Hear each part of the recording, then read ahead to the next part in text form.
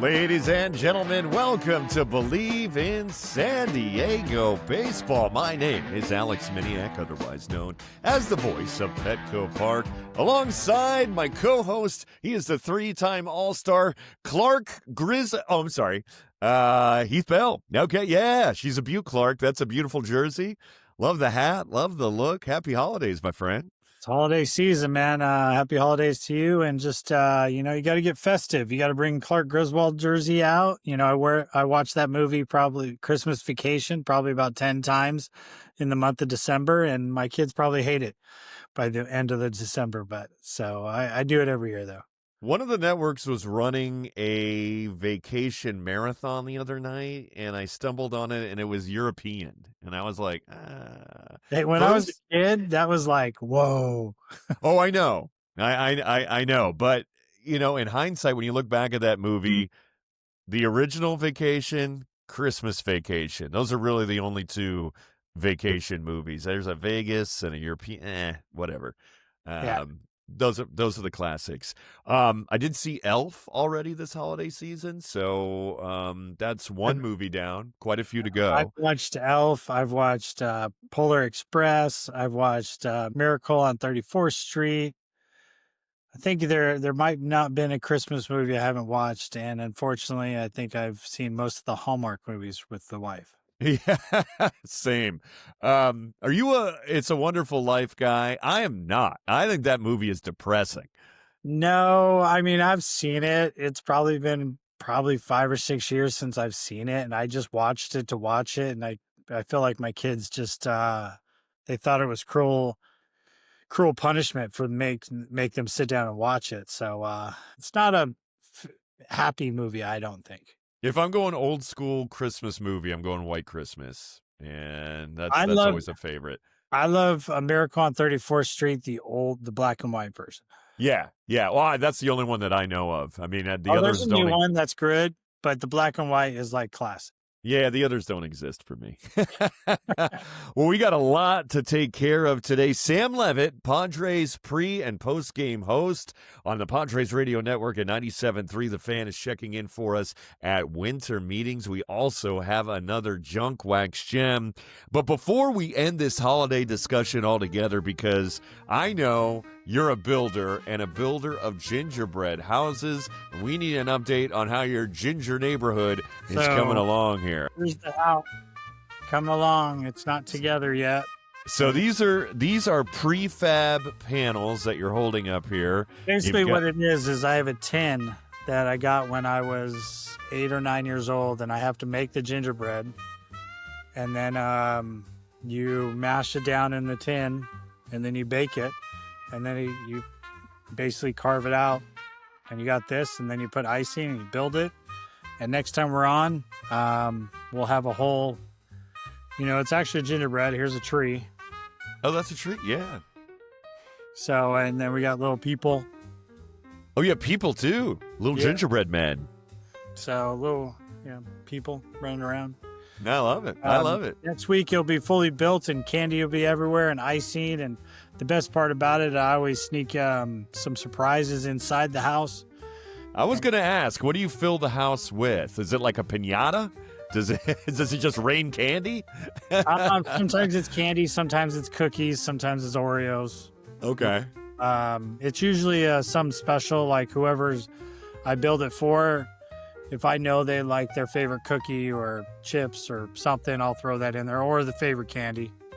You use icing as the mortar? Is that what you do? Yeah, so I pre-make all the icing.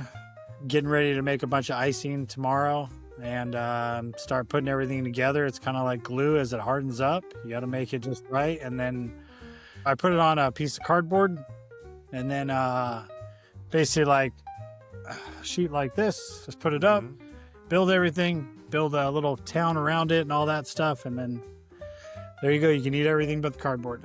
Well, I've always heard from the great chefs that if it's on the plate, it's edible. Oh, yeah. So when you put parsley or any decor on there, it's meant to flowers on plates. They're supposed to be edible. It's the same concept. If it's on the cardboard, it's edible. You'll be surprised to see it all. You'll be like, you're like, whoa, didn't realize that was coming.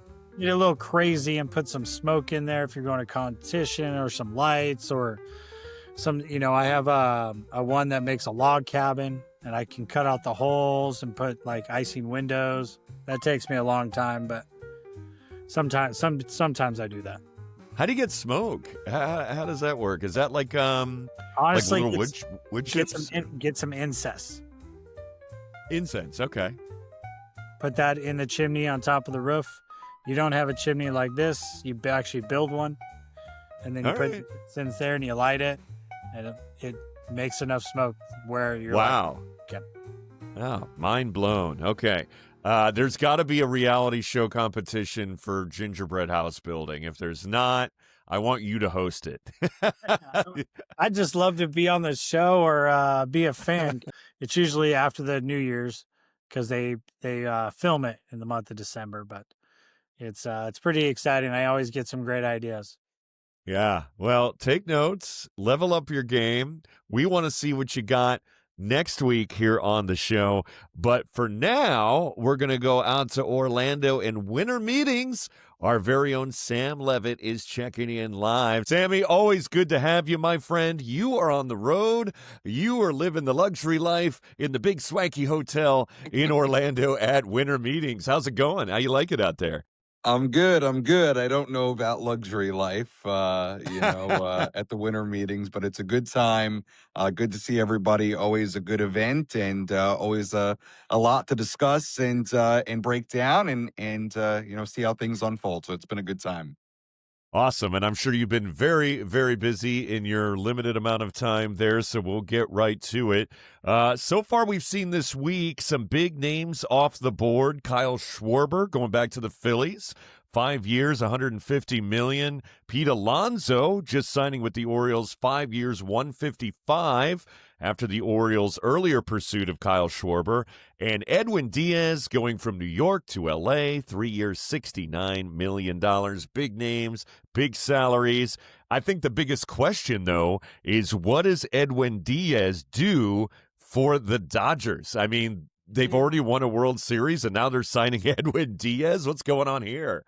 Yeah, I mean, look, from a Padres standpoint, it kind of is what it is, right? I mean, the Dodgers are in a very unique situation because of what they spend, where they can sign a guy like Tanner Scott, have him really struggle, basically not be a part of their postseason roster for the most part, and then basically, make up, not that, Tanner could be really good this year, but the point is they can then go out the next offseason and sign another super, super great reliever in Edwin Diaz, who has been great for a long time and obviously, makes that bullpen even better. So, look, in talking with people here and hearing from AJ Preller about it, I think the way a Padres fan should view it is, it is what it is. You can't worry too much about what the Dodgers are doing. I mean, they're going to do what they do, and that is spend money.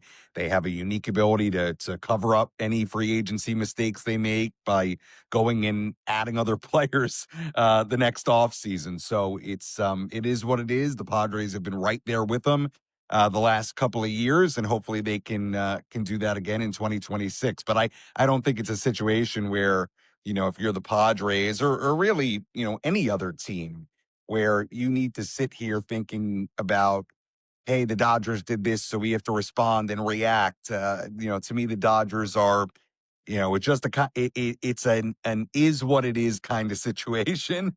And, obviously they have kind of a unique ability in the game right now to sort of, spend whatever on whomever it seems like. And but if I'm the Padres, I keep doing what I'm doing and keep on kind of running my own race, if you will.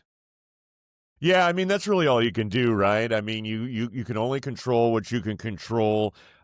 We know about budgets. AJ Preller said it. It doesn't seem like the Padres will be walking away with any top free agent this week. But I keep hearing this word blockbuster, and it's been passed around a few times on the media outlets. Generally, when you do a blockbuster type of trade, it is a lot of give to get a lot back. Are we in line for a big deal here? And if so, who has the most value to deal? And in turn, what could come back for us? Yeah, I mean, look, there have been obviously reports over the course of the last few days that, maybe there is something big in the works from a Padres standpoint. Now, my thoughts on that are number one, what is that likely to be? I don't know. You can make a case that it's to go acquire a guy. You can make a case that it's and when I say acquire a guy, I suppose there's a lot of ways doing that. You can use what's left of your minor league system after all the trades you've made the last couple of years to make one kind of final big time deal. And you've got still a big trade chip at Ethan Salas. And there are other guys in the system as well who I'm sure have value to other teams. You can have something that looks like more a need for a need that involves players on your major league roster. Or if you're not talking about that, then you're talking about, big time guys that would, kind of feel like franchise altering moves. So, um, I don't know. I still think it's unlikely that we see that type of huge deal. Obviously, there were reports that they might be willing to listen on Pavetta, to free up some payroll and also get some pieces back, either to help them right now or you can then deal. I think overall, Alex, it's hard to know because I think the needs for the Padres are really clear. Like the starting pitching is the need. And you kind of zero in on that. But how they get there, if they're not going to be super active in the higher end of free agency, kind of becomes the question, right? Because then it's like, do you deal from a position of strength? You do have position players, I'm not talking about, the Fernandos and Mannies of the world. I'm talking about like Jake Cronenworth, right? Would be somebody that you would think would have value. It might be somebody that you could move if you wanted to. Look, Pavetta, it sounds like kind of counterintuitive to move a guy like Nick Pavetta if you're trying to improve your rotation, but there is a case for it based on the money and based on their situation. So the point is, how exactly they're going to get that rotation help is a big question right now. There are some different options they can explore. Look, to me, I don't think it's likely that they're going to pull off some huge trade, whatever that looks like. Um, but we'll see. This is AJ Preller, and you never know. And he's surprised us before, and he's got a lot of big deals done that you don't see coming. So with AJ in particular, I don't think you can ever put anything past him, and we'll see how it continues to play out. But I think the bottom line, Alex, with AJ, there's always a possibility that he's going to do something big. We've seen that for over a decade now. We saw that at the winter meetings in San Diego back in 2015. Like No, I or remember that. Yeah. yeah, or 2014, whatever year it was. Like there's always that possibility. So they're in a unique spot, I think, with what they need and some of the limitations they have on how they can get there. But with AJ, I never say never say never. Anything's possible.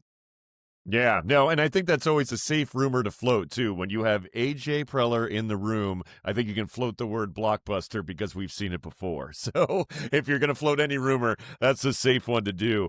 Do you see the Padres adding any free agents really, or is it more, or at least free agents who are a name between now and spring training? Or do you think it's more like periphery and dealing from positions of strength, like you said, to get the starting pitching that the team needs going into March? Yeah, I think that's the question right now. I don't know. I think it could be one or the other or a mix of both. To answer your the first part of your question on the free agents, look, I think it's safe to say based on where the payroll is and what reportedly, they're kind of willing to spend right now. I don't think they are going to, I don't think the Padres are signing Framber Valdez for 150, $200 million. I don't think that's going to happen. I don't think that's the free agent waters they're swimming in right now. However, as the offseason gets deeper, I would fully expect that they're going to make some acquisitions via free agency. Now, could it look more like what we saw with Nick Pavetta last year, late in the offseason, with Jurickson Profar the year before, late in the offseason, with Michael Waka the year prior, late in the offseason. There are some pretty significant examples of the Padres waiting out the market, waiting even until spring training has started, and pouncing on some really valuable guys that they identify as guys that could really help them and guys who have had major, major, major impacts. I mean, Lugo, Waka, again, Profar, obviously, Pavetta, like, AJ's done really well in that category. So, I don't know that those acquisitions are going to happen soon per se, but yeah, I do expect they will eventually be active. Who it is and when it is, I think, is the question. Yeah, I don't think there's a hard deadline. To your point there, I think about left field all last year, right? Starting with Jason Hayward and Connor Joe, and then putting Gavin Sheets into the mix, and at the deadline adding Laureano. We were building as the season was going on, and unfortunately, I mean, Laureano was the guy. He will be the guy next year, but man, it was unfortunate to see him get hurt because he could have contributed so much in the playoffs. But I definitely see this momentum building again through spring training into the first part of the season and up until the deadline for sure. Final question for you, and then we'll let you go. We know you have a plane to board to get back here to San Diego. We're missing you, Sammy. We need you back in town. I've been to a few winter meetings myself. I've always enjoyed them. What's your favorite part? Is this, first off, how many have you been to? You've been to a couple, I'm sure. What's your favorite part? What do you look forward to most when you go out for a winter meeting? Because there is a little bit more fun to be had than just, meeting. Yeah, I mean, on one hand, I would say once you've been to one winter meetings, you've kind of been to all of them.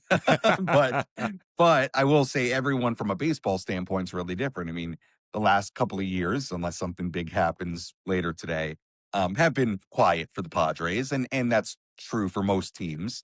But I mean, a couple of years ago, they traded Juan Soto here at the meetings. A year before that, they signed Xander Bogaerts at the meetings. So it can be very, very eventful and very, very newsworthy.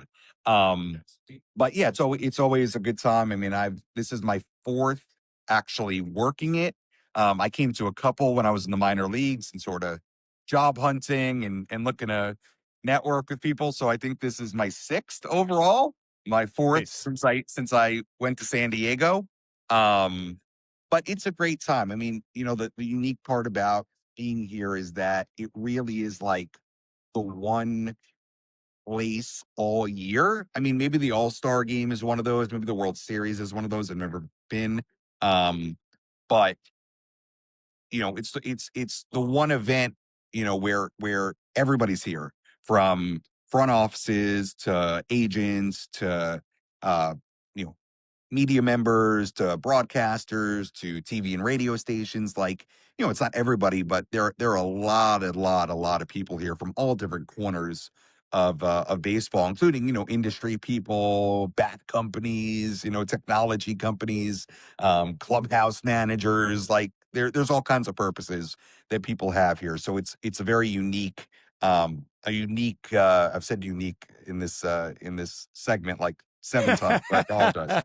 You're out of words. My word of the day, apparently. But it is a very unique opportunity to see all those people, and it's just good to catch up with everybody. I mean, you're constantly talking with people in the lobby and catching up, and some people the only time I see them all year is here at the meeting. So it's fun. It's talking baseball and following the news. And if your team happens to do something significant, it can be kind of really exciting when that happens. But it's great. It gives us an opportunity to connect and talk to AJ Preller a few times, talk to Craig Stammen a couple of times, and touch base as we continue the off season. Yeah, I liken it to like one big class reunion every year. And I used to love going and meeting up and seeing all the people I worked with in the minors for all those years. Yeah. Because that was the one time of the year that I got to see them. And we've been blessed here in San Diego to have a few of the winter meetings. And it's like, yeah, man, I'll meet you down at the hotel, or hey, come join us at this party or something. Yeah. In fact, I think, if I'm not mistaken, I think next year's San Diego. All right. I think. All right. Double check me on that, but I if I recall correctly. Well, I'm going to go back to the reunion, and we will hit a few of those functions, my friend. Well, thank you. Don't miss your plane. We need you home. Sammy Levitt joining us again direct from winter meetings in Orlando. He is the pre- and post-host for the Padres Radio Network and on 97.3 The Fan. Thanks for joining us again, Sammy, and we'll be back with more Bleav in San Diego baseball coming up. Welcome back to Bleav in San Diego Baseball. Myself, Alex Miniak, Heath Bell. Big thanks to Sam Levitt for joining us here on the show direct from Orlando. Orlando, very busy place. Winter meetings, a very busy place. It is sensory overload if you like baseball. It's anybody and everything all under one giant roof. I've been a few times. You ever been to a winter meeting, Heath? Yeah, I've been to a few, and then I signed with the Marlins with one. So it was it's kind of pandemonium, a little crazy. Nobody sleeps. A lot of Red Bull drinking. A lot of coffee drinking. That's pretty much it. That's pretty much it. Well, anytime you want inside information like you got from Sam Levitt, make sure you follow us here on the podcast. It is Bleav in San Diego Baseball. You can follow us again on Apple Podcasts, Spotify, and iHeart as well. And you can check us out on the website too. It's BLEAVINSD.com. Bleav in SD. And if you've been following us on the website or here on the podcast, you know we got a little segment called Junk Wax Gems where we open up our collections and we pull out a card that's probably not worth a lot, but it is worth a lot of memories. So not a lot on the cash side, a lot of heart and soul, if you will. And out of my box today, I pulled a 1988 Score Tim Flannery. Look, it's upside down. Let me adjust that. There we go, right side up. Those 88 scores, the interesting part, I remember not all of them were like yellow. They were different colors. Yeah. It was kind of the whole start of different colors on different cards and stuff like that. No, these are cool. And apparently there is a gloss and a non-gloss version. Now, if this is a gloss version, it's a very light gloss. It does reflect light a little bit. But that is a huge difference in the price value. So, I feel as though this is somewhat glossed. I don't know. It's tough. It's not like a Fleer Ultra or a Top Stadium Club type of gloss. Would you say this is a gloss? No. No. Okay, good, because it's worth more if it's not a gloss. Like 5 times as much, and we'll get to that. If you don't know anything about Flan, well, he was an infielder who played his entire career with the Padres from 1979 to 1989. Career 255 hitter. Not really a home run hitter. He hit 9 over 11 seasons, but hey, second baseman primarily. Reached the postseason once as a player in 1984, and he's only at bat during the World Series. He got a pinch hit single off of Jack Morris in Game 4. Not a bad way to get in the game. Fan favorite, of course, went on to become a third base coach with the Padres from 96 to 02. And oh yeah, he went back to the postseason as a coach with the Giants and got not 1, not 2, but 3 World Series rings, 2010, 2012, 2014. And also an accomplished bluegrass musician. He has sung the national anthem with Bob Weir and Phil Lesh of the Grateful Dead, not just once, but multiple times, including playoff games. So, Tim Flannery, I know you know Flan from Fantasy Camp. Yep, so he comes to Fantasy Camp every year with the Padres.